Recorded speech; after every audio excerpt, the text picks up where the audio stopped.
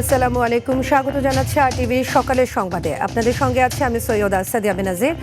জ্বালানি তেলের দাম বৃদ্ধির পরেও অস্থিরতা কাটেনি তেলের পাম্পে। দীর্ঘ লাইনে থেকে ভোগান্তির মধ্য দিয়েই তেল সংগ্রহ করতে হচ্ছে গ্রাহকদের। এমন পরিস্থিতিতে দাম বাড়ানো নিয়ে মিশ্র প্রতিক্রিয়া জানিয়েছে ভোক্তারা। দাম বৃদ্ধির পরে যেন ভোগান্তি ছাড়া তেল পাওয়া যায় এমন দাবি চালকদের। এদিকে তেলের দাম বৃদ্ধির পর বাস ও ট্রাকের ভাড়া পুনর্নির্ধারণ নিয়ে কোনো সিদ্ধান্ত নিতে পারেনি বিআরটিএ। গেল রাতে ভাড়া নিয়ে আলোচনায় বসলেও এখনো কোনো সিদ্ধান্ত আসেনি। নতুন ভাড়া নিয়ে মন্ত্রণালয়ের পর্যালোচনার পর সিদ্ধান্ত জানানোর কথা জানিয়েছে বিআরটিএ।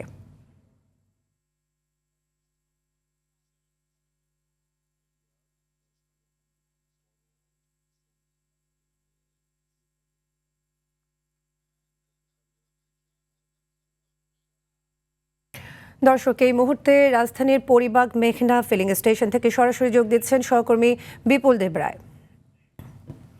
বিপুল, তেলের পাম্পে সরবরাহ বেড়েছে কিনা আমাদের জানাবেন, সেই সাথে দাম নিয়ে গ্রাহকরা কি প্রতিক্রিয়া জানাবেন।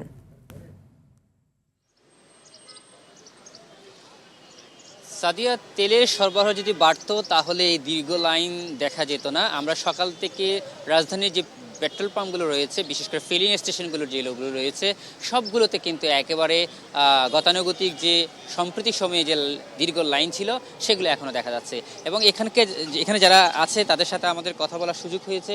তারা আমাদেরকে যেমনটা জানিয়েছেন যে আসলে তারা গত রাত থেকে অপেক্ষা করছেন, কেউ ভোর 4টা, কেউ 3টা লাইনে থাকার পরে এখন তারা প্রায় কাছাকাছি এসেছে তেল নেওয়ার জন্য। অর্থাৎ বলতে গেলে তেলের দাম বাড়তি হওয়ার পরও কিন্তু তাদের যে ভোগান্তি কমার যে চিত্র, সেটি কিন্তু এখনও পর্যন্ত দেখা যাচ্ছে না। এটি কারণ হিসেবে যে সরবরাহর যে বিষয়টি, অর্থাৎ সরকারের পক্ষ থেকে এখনও হয়তো সরবরাহটা ওভাবে করা হয়নি। তবে এখানকার পেট্রোল পাম্প মালিকরা যারা বলছেন, তারা বলছেন যে অতি দ্রুত সময়ের মধ্যে সেটা বরাদ্দ পাবে। ইতিমধ্যে সরকারের পক্ষ থেকে তেল বাড়তি দেওয়ার যে রেশনের যে বিষয়টি, সেটি কিন্তু কার্যকর শুরু করেছে। অর্থাৎ আগে যে পরিমাণ তেল দিত তার চেয়ে বাড়তি পরিমাণ তেল দেওয়া শুরু করেছে। এবং সেটি ইতিমধ্যে বিভিন্ন পাম্পগুলোতে তাদের যেখান থেকে তেল আনা হয় সেখানে গাড়ি বাড়ানো হয়েছে, এমনটা আমরা জানতে পেরেছি। তবে সাধারণ মানুষের মধ্যে মিশ্র প্রতিক্রিয়া রয়েছে। অর্থাৎ বিগত কয়েকদিন ধরে মানুষের মধ্যে যে ভোগান্তির চিত্র ফুটে উঠেছে সেটি এখনও কমছে না। তারা বলছেন যে আসলে এখানে একটা সিন্ডিকেটের কাজ ছিল, অর্থাৎ দামটা বৃদ্ধি হবে এমনটা জানার আগে থেকে এই তেল সরবরাহটা কমিয়ে দেওয়া হয়েছিল। এই ক্ষেত্রে পাম্পগুলোতে পর্যাপ্ত পরিমাণে তেল না পাওয়ার এমনটা অভিযোগ রয়েছে। সেই সাথে এখন যারা বলছেন যে আসলে দাম যেহেতু বৃদ্ধি পেয়েছে, সেই সাথে যাতে এই সরবরাহটা ঠিক থাকে এবং তাদের যাতে ভোগান্তি লাঘবে সরকার উদ্যোগ গ্রহণ করে আরও যুগোপযোগী, এমনটা প্রত্যাশা করেছেন। তো সাদিয়া, এই ছিল আমার কাছে সর্বশেষ তথ্য। ধন্যবাদ আপনাকে। এদিকে জ্বালানি তেলের দাম বাড়লেও এখনও পাম্পে কমেনি ভোক্তাদের দীর্ঘ লাইন। দাম বাড়ার পরও চাহিদা অনুযায়ী তেল না পাওয়ায় ক্ষুব্ধ প্রতিক্রিয়া জানিয়েছেন ভোক্তারা। কালোবাজারি ঠেকাতে ড্রাইভিং লাইসেন্স ও গাড়ির কাগজপত্র দেখে তেল দেওয়া হচ্ছে। ঘন্টার পর ঘন্টা লাইনে দাঁড়িয়ে থেকেও তেল পাওয়া যাচ্ছে না যশোরের পাম্পগুলোতে। তেলের দাম বাড়লেও সরবরাহ সংকটের অজুহাতে রংপুরে এখনও পাম্পে পাম্পে চলছে হাহাকার। কয়েকটি পাম্পে তেল বিক্রি হলেও অধিকাংশই বন্ধ। খোলা পাম্পগুলোতে মোটরসাইকেল ও ব্যক্তিগত যানবাহনের লাইন সড়ক ছাড়িয়ে কয়েক কিলোমিটার পর্যন্ত দীর্ঘ হচ্ছে। এদিকে মাদারীপুরের ডাসারে অবৈধভাবে সয়াবিন তেল মজুত করে রাখায় 40,000 টাকা জরিমানা করেছে ভ্রাম্যমাণ আদালত। এ সময় 37,000 লিটার সয়াবিন তেল জব্দ করা হয়।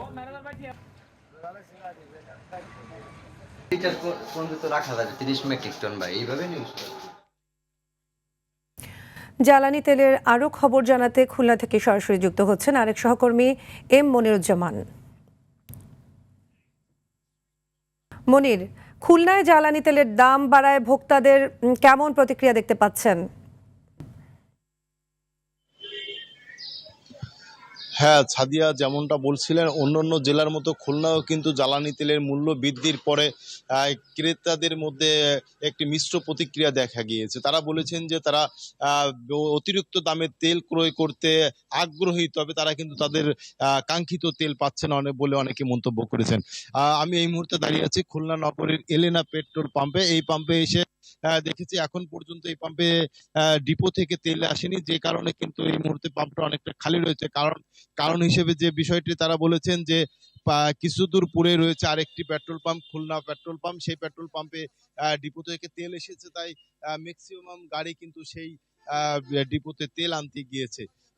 আপনাকে জানিয়ে রাখি, গতকালও কিন্তু সারাদিন পেট্রোল পাম্পগুলোতে ছিল উপচে পড়া ভিড়। অনেকেই কিন্তু এসে বলেছেন যে আমাকে ১,০০০ টাকার তেল দেন, কিন্তু পাম্প কর্তৃপক্ষ ৫০০-৩০০ টাকার বেশি কোনো মোটরসাইকেল বা কারোর তেল দেয়নি বলে আমরা দেখতে পেরেছি। সব মিলিয়ে ক্রেতা বিক্রেতা উভয়ের মাঝে কিন্তু এই মুহূর্তে এক প্রকার অস্বস্তি বিরাজ করছে, কারণ এই ক্রেতারা এসে পেট্রোল পাম্পে বলছেন তাদের চাহিদা মতো তেল নেওয়ার কথা, কিন্তু কর্তৃপক্ষ কিন্তু তাদের চাহিদা মতো তেল দিচ্ছে না, যার ফলে কিন্তু ক্রেতা বিক্রেতার মাঝে অনেকটা ভুল বোঝাবুঝির ঘটনা ঘটছে। গতকালকে কিন্তু এই পেট্রোল পাম্পে একটা অনাকাঙ্ক্ষিত ঘটনা ঘটেছে বলে আমি কিছুক্ষণ পূর্বে জানতে পেরেছি। সব মিলিয়ে খুলনার যে সকল পাম্প রয়েছে প্রতিটা পাম্পেরই কিন্তু একই দশা। প্রতিটা পাম্পেই কিন্তু সারিবদ্ধভাবে সকাল থেকে দাঁড়িয়ে থাকে মোটরসাইকেল, প্রাইভেট কার সহ বিভিন্ন যানবাহন। যানবাহন, যার ফলে কিন্তু খুলনার বাইকার সহ সকলেই চান একটি সুষ্ঠু সমাধান, তাদের চাহিদা মতো তেল। সাদিয়া, এই ছিল খুলনা থেকে তেল সংক্রান্ত সর্বশেষ তথ্য। সাদিয়া, ধন্যবাদ মনির। সারা দেশে হামের টিকাদান কর্মসূচি উদ্বোধন করেছেন স্বাস্থ্যমন্ত্রী সরদার মোহাম্মদ সাখাওয়াত হোসেন। সকালে নারায়ণগঞ্জের রূপগঞ্জ উপজেলার জিন্দা পার্কের লিটল অ্যাঞ্জেল সেমিনারিতে এ কর্মসূচির উদ্বোধন করেন তিনি। কর্মসূচির প্রথম দিন প্রায় ১১ লাখ শিশুকে এই টিকা দেওয়ার লক্ষ্যমাত্রা নির্ধারণ করেছে সরকার। এই কর্মসূচির আওতায় ৬ মাস থেকে ৫৯ মাস বয়সী সব শিশুকে ১ ডোজ হাম রুবেলার টিকা দেওয়া হবে। এদিকে সকাল ১০টায় চট্টগ্রাম সিটি কর্পোরেশন জেনারেল হাসপাতাল মিলনায়তনে টিকাদান কর্মসূচি উদ্বোধন করবেন চট্টগ্রাম সিটি কর্পোরেশনের মেয়র ডাক্তার শাহাদাত হোসেন। শুক্রবার ও সরকারি ছুটির দিন ব্যতীত প্রতিদিন সকাল ৮টা থেকে বিকেল ৫টা পর্যন্ত টিকাদান কার্যক্রম চলবে।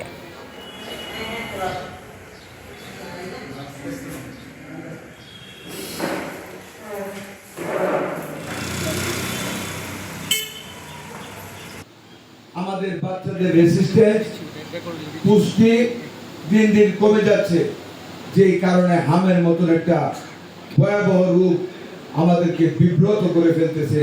আমাদের ভবিষ্যৎ প্রজন্মকে আমাদের কত মায়ের বুক খালি করে নিয়ে যাচ্ছে। এ নিয়ে আরও জানাতে চট্টগ্রাম থেকে সরাসরি যুক্ত হচ্ছেন সহকর্মী সাইফুল মাহমুদ। সাইফুল, চট্টগ্রামে কয়টি কেন্দ্র থেকে টিকা দেওয়া হচ্ছে এবং এই টিকা নিতে হলে কোনো প্রক্রিয়া অনুসরণ করতে হবে কিনা, সব মিলিয়ে বিস্তারিত জানাবেন।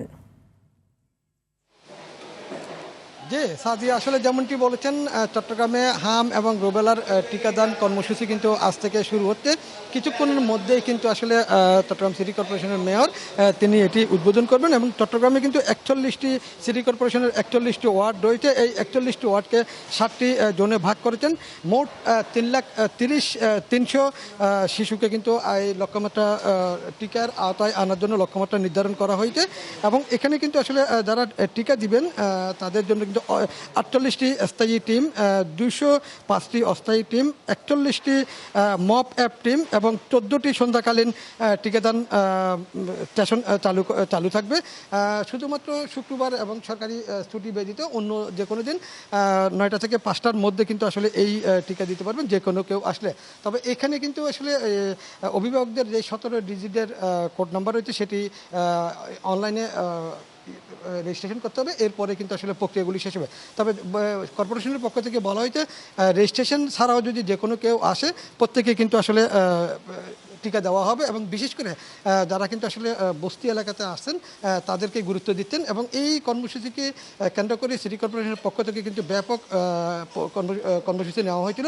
মাঠ পর্যায়ে মসজিদে এবং মন্দিরে এবং যে সমস্ত ধর্মীয় প্রতিষ্ঠানগুলো আছে সে প্রত্যেকগুলিতে কিন্তু কর্পোরেশনের পক্ষ থেকে প্রচারণা চালিয়েছেন এবং এই মুহূর্তে কিন্তু আসলে আপনারা দেখতেই পাচ্ছেন আসলে একজন শিশুকে টিকা দিয়েছেন, বাকিগুলো ধীরে ধীরে আসতেছে, তাদের প্রত্যেকে কিন্তু টিকা দেওয়া হবে। সাদিয়া, এই ছিল আমার কাছে এই মুহূর্তে হাম এবং রুবেলার টিকা নিয়ে সর্বশেষ সংবাদ। ধন্যবাদ সাইফুল। টিআরপির নামে গণমাধ্যমের সাথে প্রতারণা করছে বাংলাদেশ স্যাটেলাইট কোম্পানি লিমিটেড সহ সংশ্লিষ্টরা। গণমাধ্যম সংস্কার কমিশনের প্রতিবেদনে এমন অভিযোগ উঠে আসে।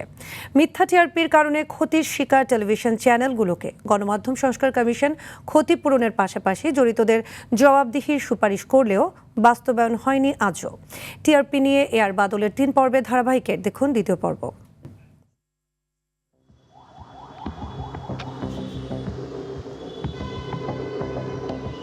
ভূতে তৈরি করে টিআরপি এমন টেলিভিশন রেটিং সিস্টেমেই চলছে দেশের 40টি টিভি চ্যানেল। অন্তর্বর্তী সরকারের গণমাধ্যম সংস্কার কমিশন তাদের প্রতিবেদনে তথ্য দেয় 500টির কথা বললেও 200 ডিভাইস দিয়ে টিআরপি করা হয়। অনিয়মের বিষয়টি পরিষ্কার হওয়ায় প্রতিবেদনের শিরোনাম দেন ভৌতিক টিআরপি।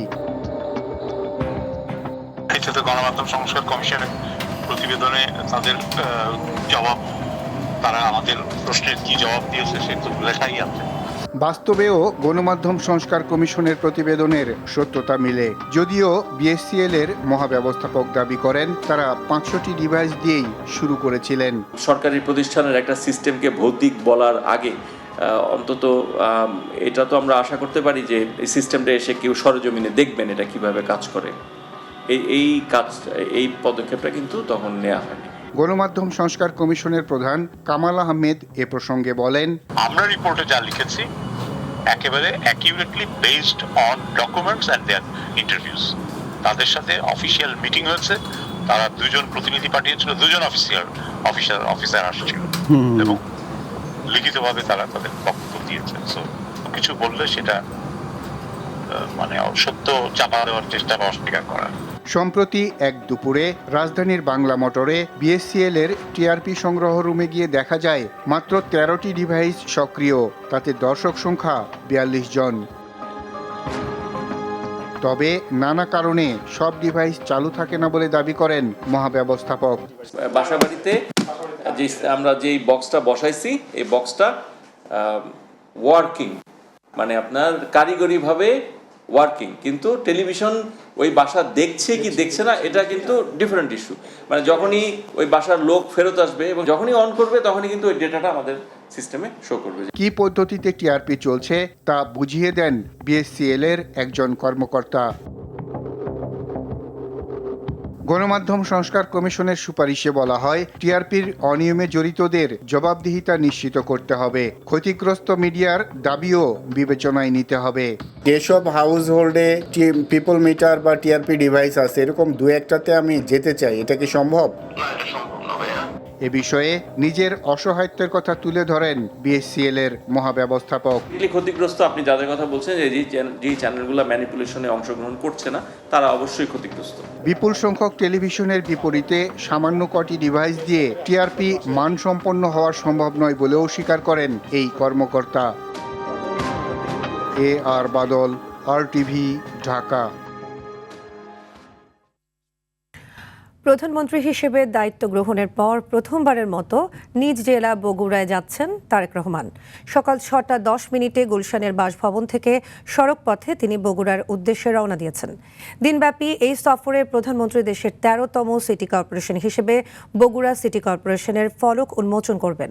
এছাড়া জেলা জুড়ে বিভিন্ন উন্নয়নমূলক ও রাজনৈতিক কর্মসূচিতে অংশ নেবেন।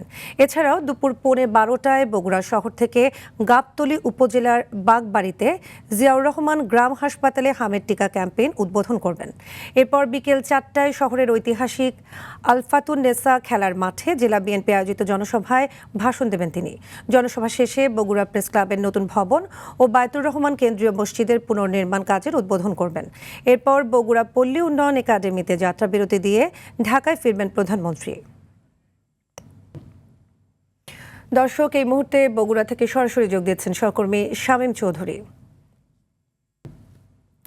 শামীম, প্রধানমন্ত্রীর সফর উপলক্ষে বগুড়ায় কেমন পরিবেশ বিরাজ করছে, কেমন দেখতে পাচ্ছেন জানাবেন। সেই সাথে আজকে কি কি কর্মসূচি থাকতে পারে জানাবেন।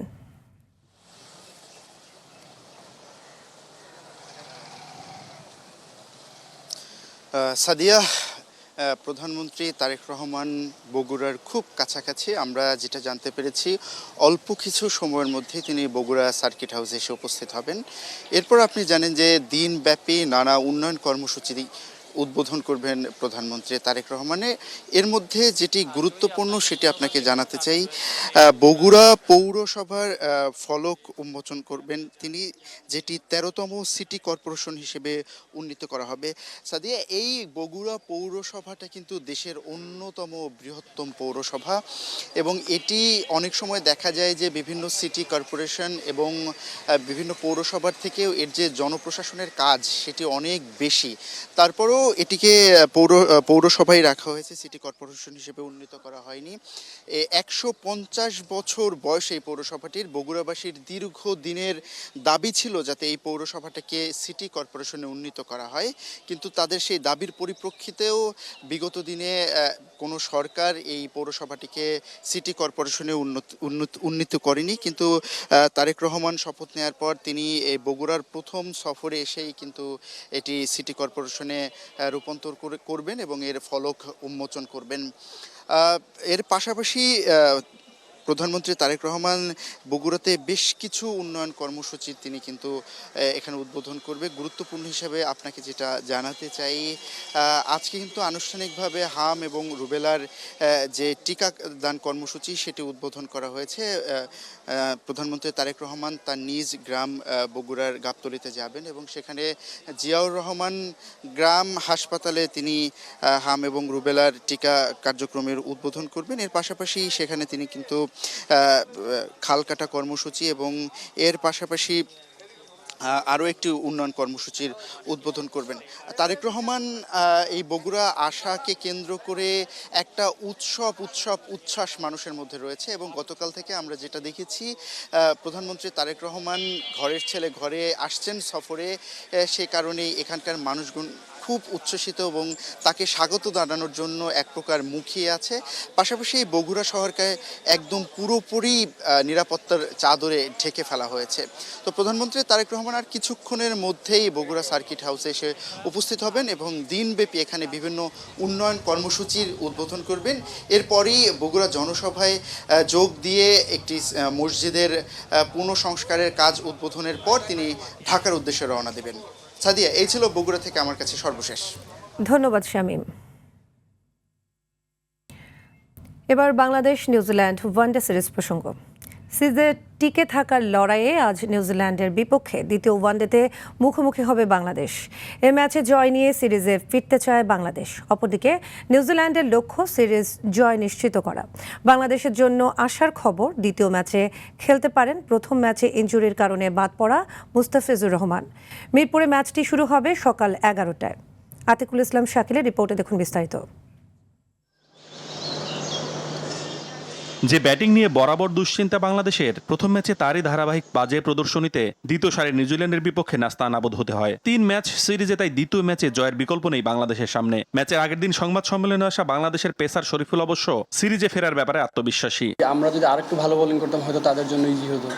সো মনে করবো যে ইনশাল্লাহ নেক্সট ম্যাচে ব্যাটসম্যানরা খুব ভালো করবে, আমাদেরকে সাপোর্ট দেবে, আমরা তাদেরকে সাপোর্ট দেবে, দলগতভাবে আমরা ম্যাচ উইনিং আনবো।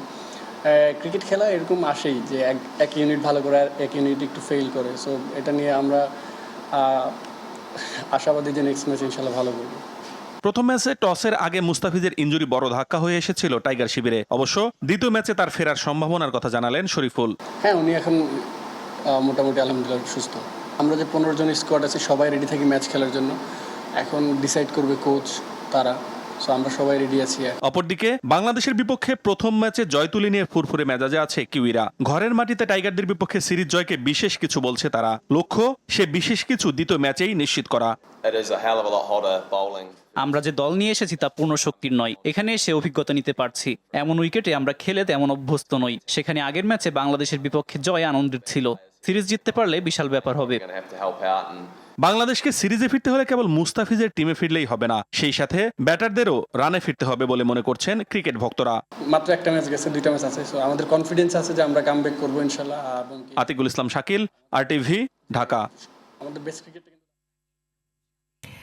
এদিকে শ্রীলঙ্কার বিপক্ষে 3 ম্যাচ সিরিজের প্রথম ওয়ানডেতে আজ মুখোমুখি হচ্ছে বাংলাদেশ নারী ক্রিকেট দল। রাজশাহীতে ম্যাচটি শুরু হবে সকাল 9:30টায়। এ উপলক্ষে রোববার ম্যাচের ভেন্যুতে সিরিজের ট্রফি উন্মোচন করা হয়। হোম কন্ডিশন কাজে লাগিয়ে জয় দিয়ে সিরিজ শুরু করতে চায় বাংলাদেশের অধিনায়ক নিগার সুলতানা জ্যোতি। অপরদিকে লঙ্কান অধিনায়ক চামারা আতাপাত্তো জয়ের ব্যাপারে আশাবাদী।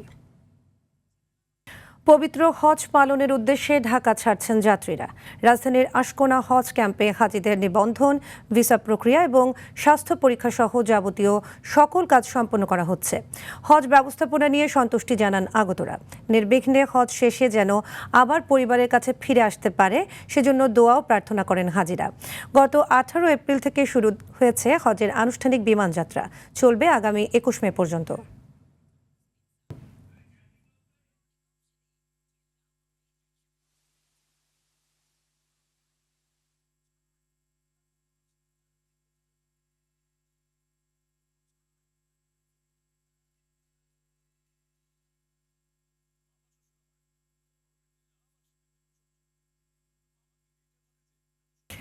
দর্শক, এই মুহূর্তে আশকোনা হজ ক্যাম্পে রয়েছেন সহকর্মী হাসান মাহমুদ, সরাসরি যুক্ত হচ্ছেন তিনি।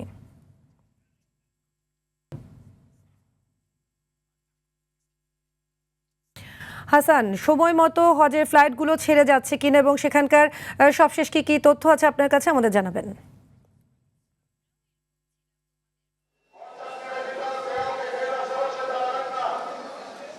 সাদিয়া, সময় মতো সবগুলো ফ্লাইট ছেড়ে গেছে। এখন পর্যন্ত কোনো ফ্লাইট কিন্তু বিলম্বে যায়নি, আমরা এমনটি জানতে পেরেছি। সকালে বেসামরিক বিমান পরিবহন ও পর্যটন মন্ত্রণালয়ের প্রতিমন্ত্রী তিনি এসেছিলেন। তিনি এসে এখানকার হাজিদের যে খাবারের মান সেটি তিনি দেখেছেন এবং মধ্যবিত্তদের নাগালের মধ্যে যেন পরবর্তী যে হজ সেটি যেন রাখা যায় সে বিষয়েও তিনি কথা বলেছেন। আমরা দেখেছি যে এখানকার স্বেচ্ছাসেবকরা তারা কিন্তু হাজিদেরকে এখানে আসার পরেই তাদেরকে কিন্তু আমন্ত্রণ জানাচ্ছেন, তাদের হাতে পানির বোতল তুলে দিচ্ছেন এবং পর্যায়ক্রমে প্রতিটি ধাপ কিন্তু তারা যেন পার হতে পারেন তার জন্য তাদেরকে সহযোগিতা করা হচ্ছে।